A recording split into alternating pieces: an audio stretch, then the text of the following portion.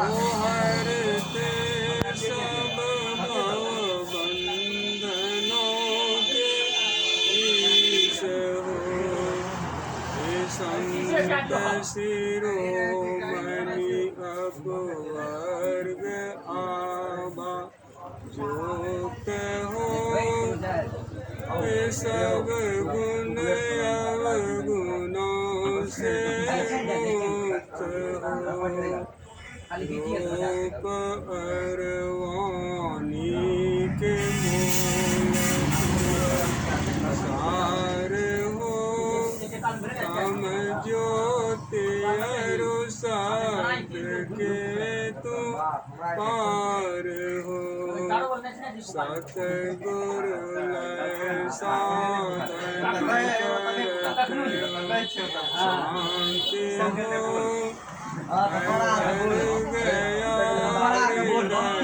जिससे निशांति हो।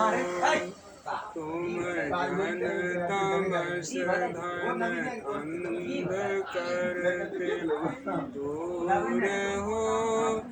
जाति भय कुल त्याग से भरपूर हो। रहे जो भक्ति ये हो। साहेब वरद हस्त उन हो। तुम्ही सबके विजय व्यापक ईश हो। जो कोई मुक्ति को चाहे वही देव शीश हो।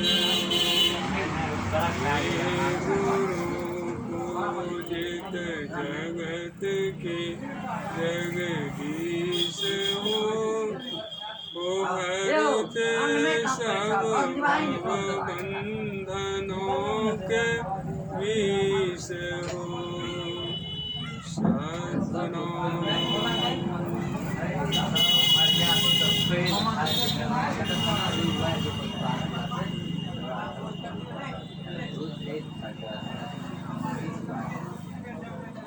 संतवाणी का पाठ।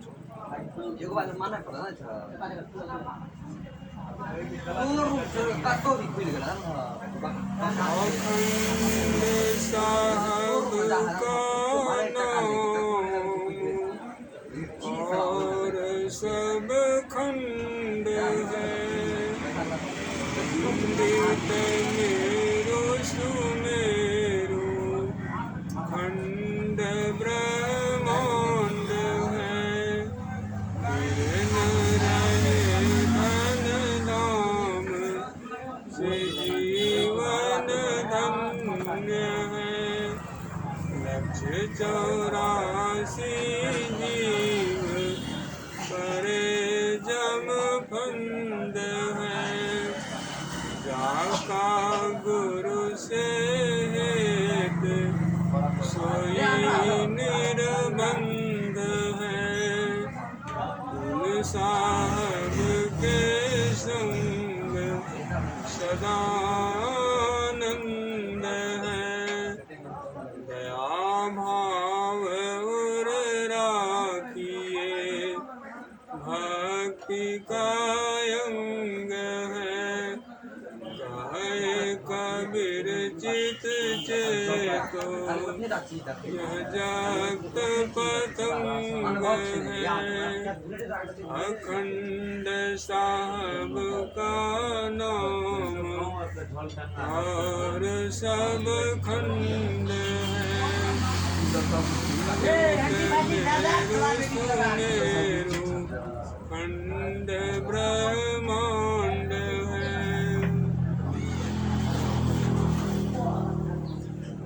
एक मन एकांत है के ज्ञान धरु सर्वव्यापिनम। शून्य में सत शब्द होवे सोई सृष्टि जग मूल जीव मकरा तार उतरियो उलट चलो जैसे मकरनम नाम शिरत मूल मार्ग हर को चलो पीलनम अवश्य तो ही काढ़ी ले वो ही सतगुरु सोझिनम दास विजय साह गुरुजू संत अगम पद गावनुम।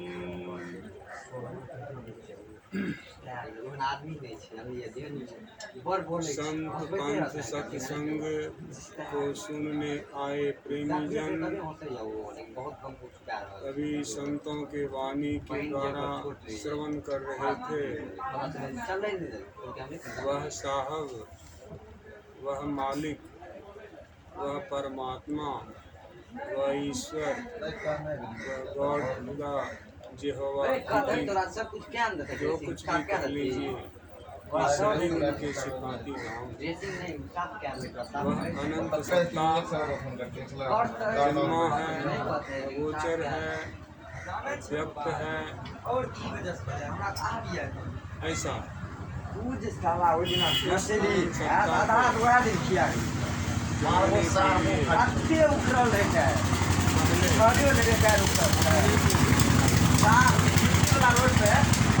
बुलेट के गिराना चाहते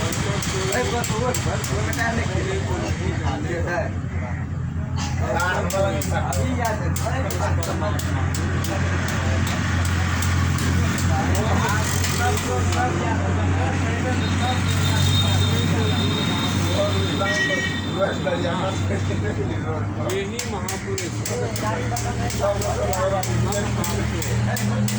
भक्ति के द्वारा अपने आप को जना सकते। एक समय में संत बहुत होते हैं, ये संतों में से कोई एक हमारे गुरु भी बहुत हैं, गुरुओं की कमी नहीं है, परंतु सतगुरु की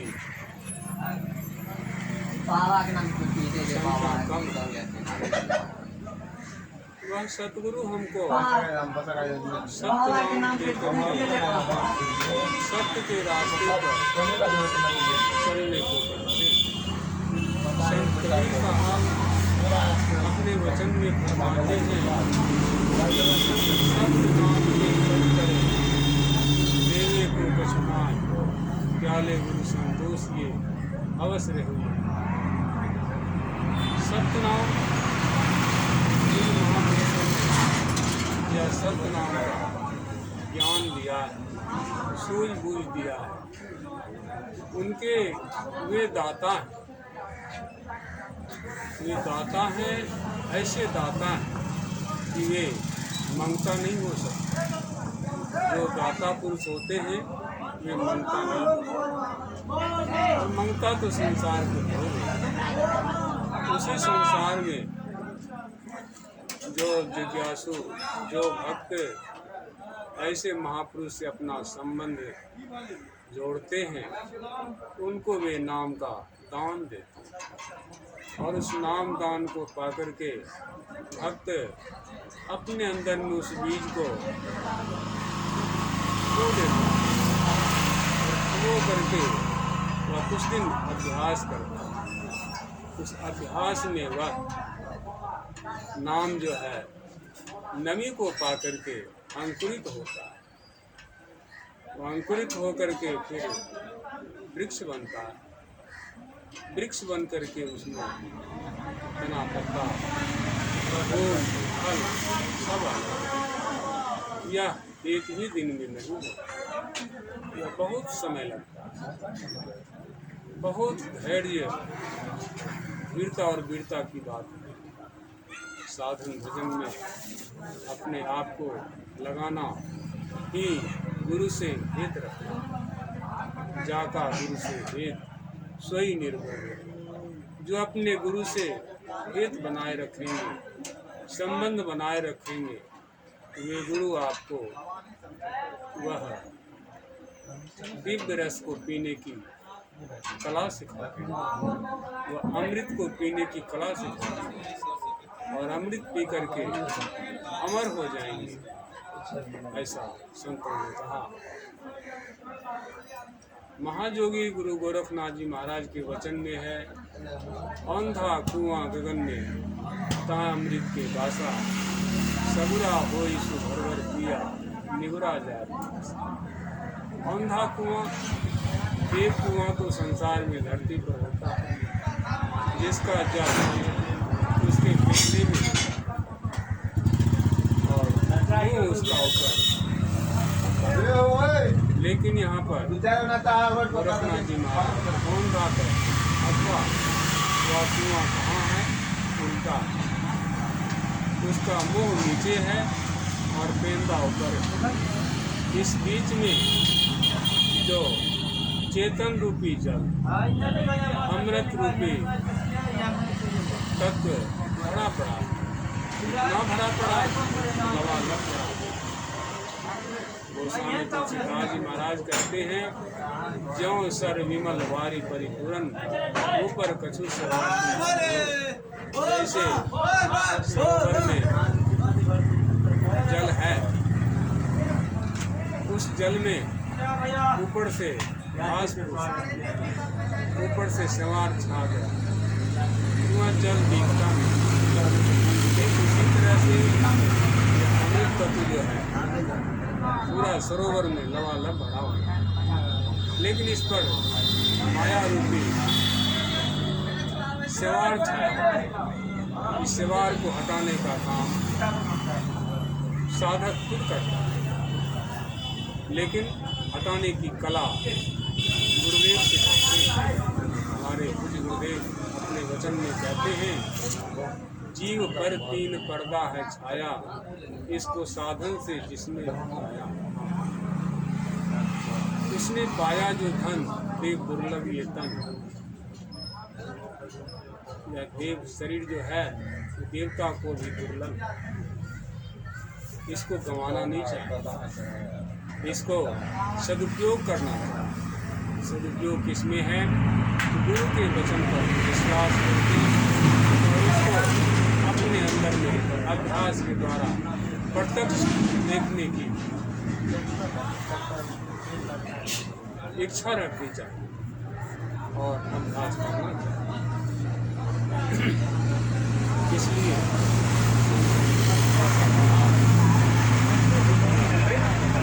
भट्टू साहब भी कहते हैं, उल्टा कुआं गगन में इसमें बड़े चिराग रोगन बिन बाती, 6 ऋतु 12 मास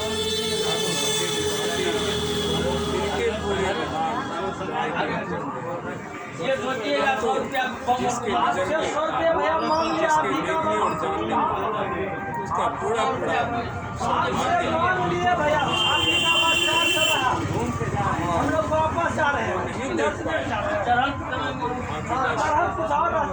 वह नहीं देख, लेकिन सतत अभ्यास करने से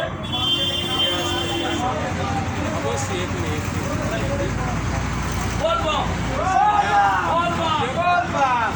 लेकिन जो अव्यक्त है वह जो अभ्यास के द्वारा देखता है, संसार के माया को व्यक्त देखता है, लेकिन इस माया के बीच भी उस अव्यक्त को देखने की कोशिश करता है, तो एक दिन वह अव्यक्त व्यक्त हो जाता है।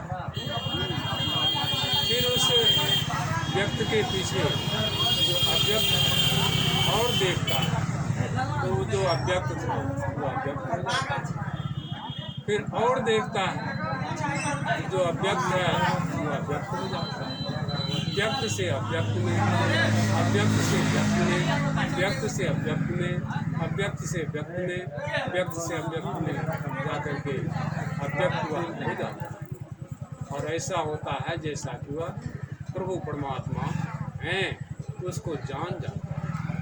इसी को संतों ने कहा, जो अपने से बाहर कुछ भी अवकाश नहीं रखता आकाश क्या है? यही तो परमात्मा है। इसके ऊपर से आकाश है, उसके ऊपर से शून्य है, उस शून्य के ऊपर से माया को छोड़ेंगे, माया से आगे बढ़ेंगे तो शून्य में जाएंगे, शून्य से आगे बढ़ेंगे आकाश में जाएंगे, आकाश से भी आगे बढ़ेंगे तो अवकाश में चले जाएंगे। अवकाश में जाना ही मुक्ति व मोक्ष नजात है। क्यों?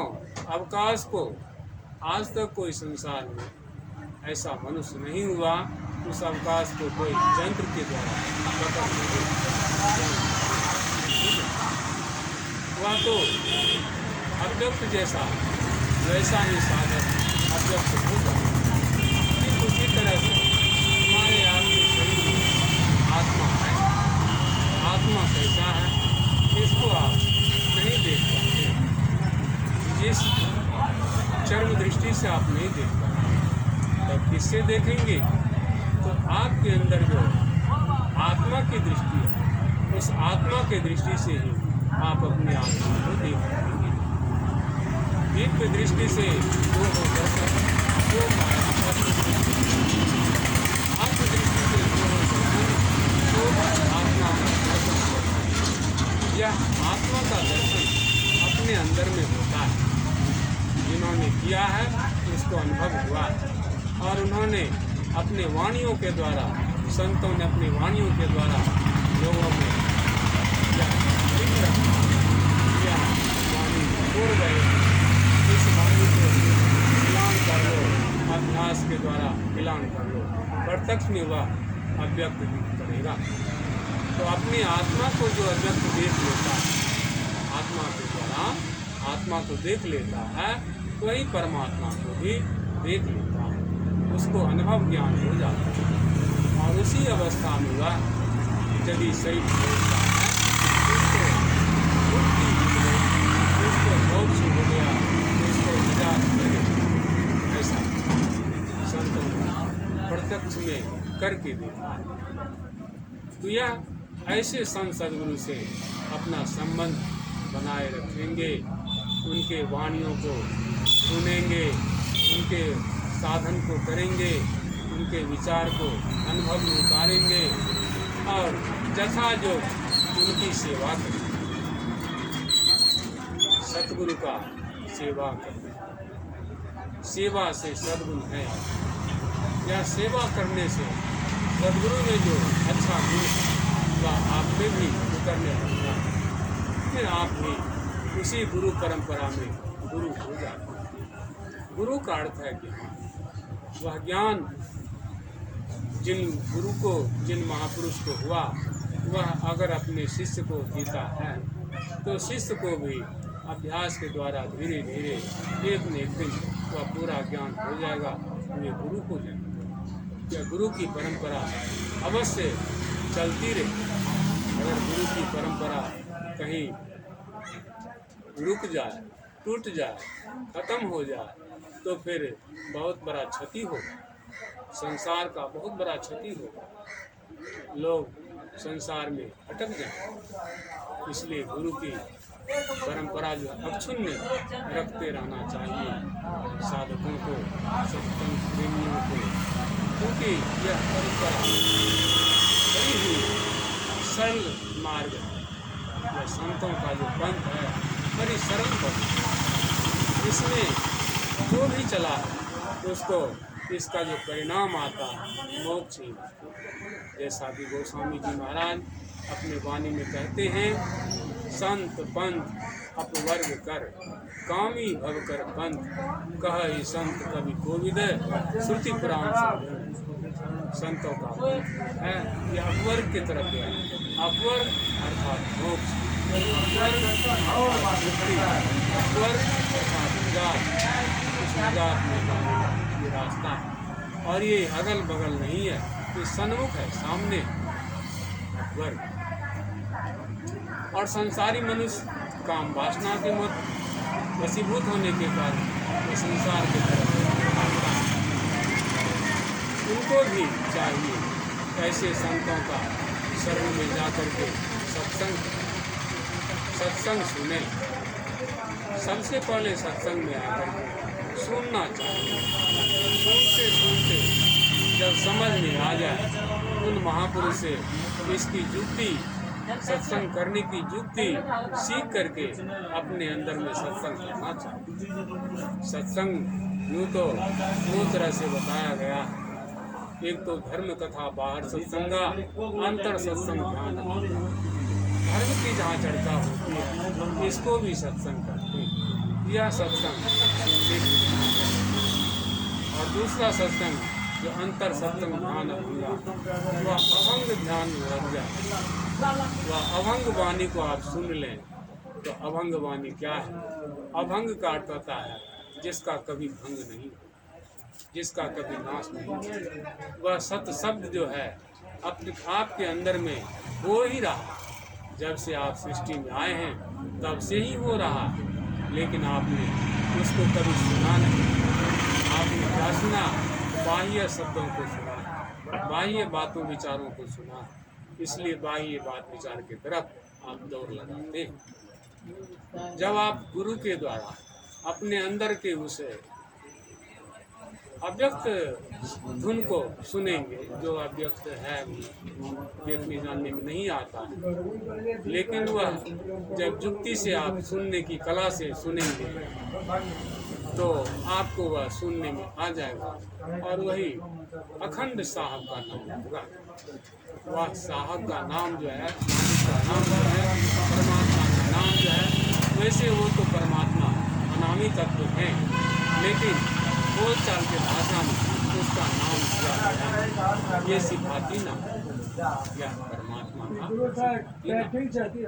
कोई उसको शिव भी कहते हैं, कोई उसको गुरु भी कहते हैं, कोई उसको राम भी कहते हैं, बहुत नामों से उसको कहते हैं। लेकिन बहुत नाम होने से बहुत ईश्वर नहीं हो गए, बहुत रूप होने से बहुत रूप वाले ईश्वर नहीं हो गए।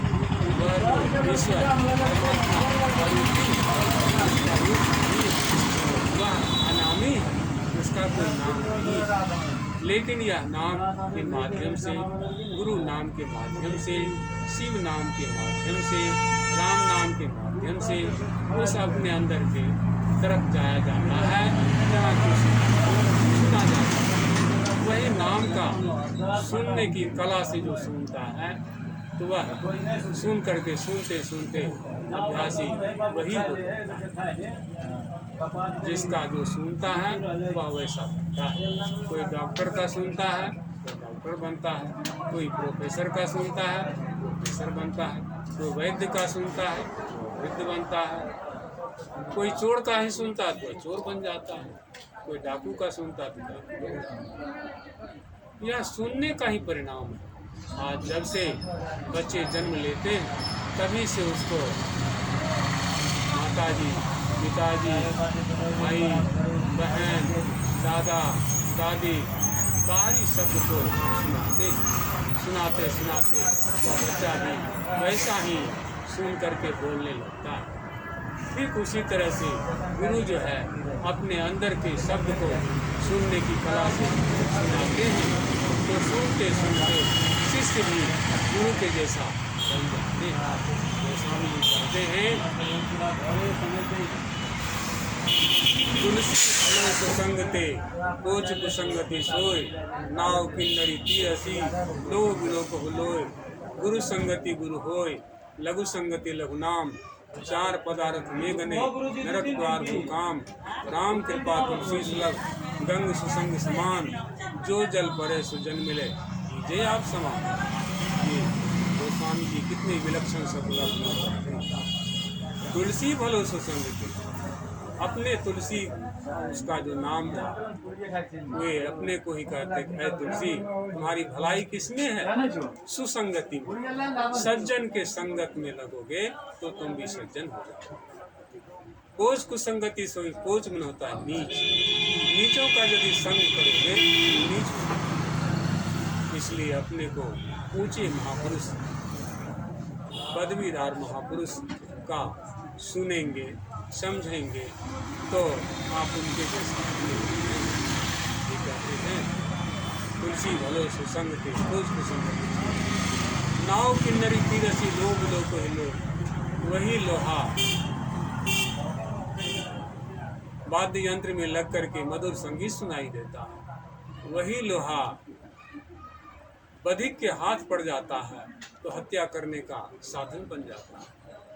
वही लोहा यदि लकड़ी की नाव बनती है उसमें कील लग करके कील बन करके लगता है तो वह पार उतारने का साधन बन जाता है। तो यह लोहा का संगत का परिणाम हुआ।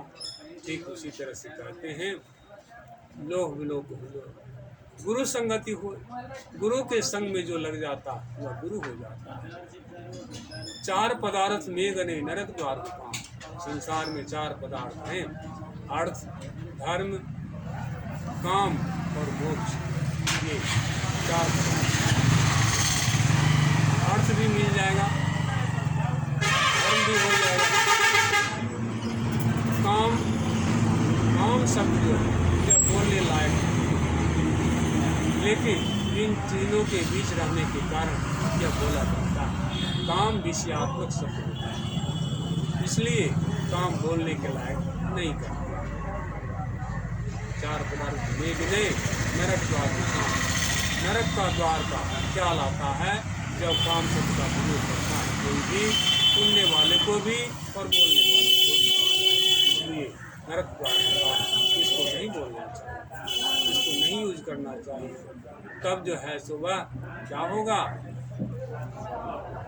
इन तीनों को छोड़ करके अंतिम जो है वह क्या मोक्ष। चार पदार्थ मेघने नरक द्वार। चौथा शब्द जो है वह है मोक्ष। या मोक्ष जो है मनुष्य जीवन को पाने के लिए ही यह शरीर मिला है। जो इस शरीर को पा करके मोक्ष का साधन नहीं करता वह क्या है संसार में सोने को छोड़ करके मिट्टी का ठेला लेता है। वह बुद्धिमान नहीं है वह संसारी मनुष्य अज्ञानी ज्ञान नहीं। वह जब तक सत्संग नहीं सुनेगा इसलिए संतों ने कहा सुनो सत्संग का रंग कहाँ। सत्संग को सुनो और सुनते सुनते सत्संग का जो रंग होता है सो सुनने वाले को लग जाता है। सुनने वाले को वह रंगी राम हो जाता है। रंग जो है भगवान का एक नाम है। शास्त्र नाम में एक नाम श्री रंग भी है। तो स्वामी जी कहते हैं देहि सत्संग निज अंग श्री रंग भव भंग कारण शरण सो कहानी। ये परमात्मा नाम मुझे देना है तो दीजिए। क्या दीजिए तो सबसे पहले हमको सत्संग दे दीजिए। देहि सत्संग निज अंग या परमात्मा का निजी अंग श्री रंग इसलिए आपका एक नाम श्री रंग भी। भव भंग भव का नाश करने का एक मूल मुख्य द्वार है मुख्य रास्ता है। कारण यह कारण है आज तक जिन महापुरुषों ने मोक्ष पाया है मुक्ति पाया है निजात पाया है तो उसको जीवन में आप देखेंगे पढ़ेंगे सुनेंगे तो यही मिलेगा कि वह सत्संग सुना था सत्संग किया था और सत्संग करके वह गुरु से युक्ति सीख करके अभ्यास किया तो अंदर का सत्संग कर लिया तो उसको जो है सो मोक्ष उसको निजात मिली उसको छुट्टी मिली उसको मुक्ति हो। ऐसा संकल्प कारण शरण शोक आपके शरण में जो भी गया उसका सभी शोकों का नाश हो। शोक कितने हैं शोक है। जैसे गोस्वामी जी कहते हैं शोक मोह भय हरस दिवस निशि देश काल कह नाही तुलसीदास यह दशाहीन संशय निर्मूल न जाहि। यह शोक क्या है मोह हर का भय दिन है रात है देश है काल है ये सब जहाँ तक है समय का बोध जहाँ तक रहता है वहाँ तक यह माया का चक्कर है। इससे परे जो चला जाता है, जिसके लिए कोई समय नहीं रहता, अकाल देश काल का कोई अकाल पुरुष, जो अकाल पुरुष हो जाता है तो उसको जो ऐसी स्थिति में रहते हुए जो शरीर को छोड़ देता है। संत लोग शरीर को छोड़ते हैं, संत लोग शरीर को धारण करते हैं और संत लोग शरीर को छोड़ते हैं। आम मनुष्य जो है इसको पकड़ लेते हैं और पकड़ने का कारण यही होता है, कोई बंदर वाली बात होती है। जैसे बंदर को फंसाने के लिए फंसियारा क्या करता है, एक सुराही के अंदर मिठाई का लड्डू रख देता है और आगे से थोड़ा सा टुकड़ा करके बिछा देता है। वह मीठा खाने के लोभ से बंदर उसमें हाथ घुसाता है तो लड्डू मिल जाता है। लड्डू को पकड़ करके अब निकालना चाहता है तो लड्डू वाला हाथ उसका निकल नहीं पाता क्योंकि उसका रास्ता छोटा है। अब वह समझता है, बंदर समझता है कि हमको अंदर जो है सो सुराही या अंदर कोई पैर हाथ पकड़ लिया है, अंदर जो हाथ पकड़ लिया और वह छटपट करता है। इतने में जो है फंसियारा उसके गले में रस्सी लगा देता है और उसको जो है सो बुद्धि से या सुराही का मुंह को तोड़ देता है, तब उसका हाथ चल जाता है। मिठाई तो खा ही लेता है लेकिन बंदर तब से हुआ जो है सो फंसियारा चंगुल में वह फंस गया। लेकिन यह साधु सत्संग करते करते यह इसमें फंसता नहीं है। ये संसार के मिठाई को देख कर किधर जाता नहीं जाना चाहिए। संतों ने कहा है, देख कर मत भूलना बाहर के सफाई पर, वर्क सोने की लगी है गोबर की मिठाई पर। बाहरी चकाचौंध पर देख करके भूलना नहीं चाहिए और उसके चकाचौंध में लुभाना नहीं चाहिए। यह है संसार का मिठाई। वर्क सोने की लगी है, सोने के जैसा चमकीला लगता है। एक बार माता सीता जी ने कहा अपने पति भगवान राम से, मुझे मृगा जो है स्वर्ण का मृगा ला दीजिए। जंगल में सुना है कि स्वर्ण की मृगा है, उसको पकड़ के ला दीजिए। अब स्वर्ण की मृगा होती है यह तो कौतूहल बस बड़े विचारणीय बात, लेकिन भगवान राम कहते हैं उस मृगा को खदेड़ने के लिए, मारने के लिए बहुत दूर तक चले गए और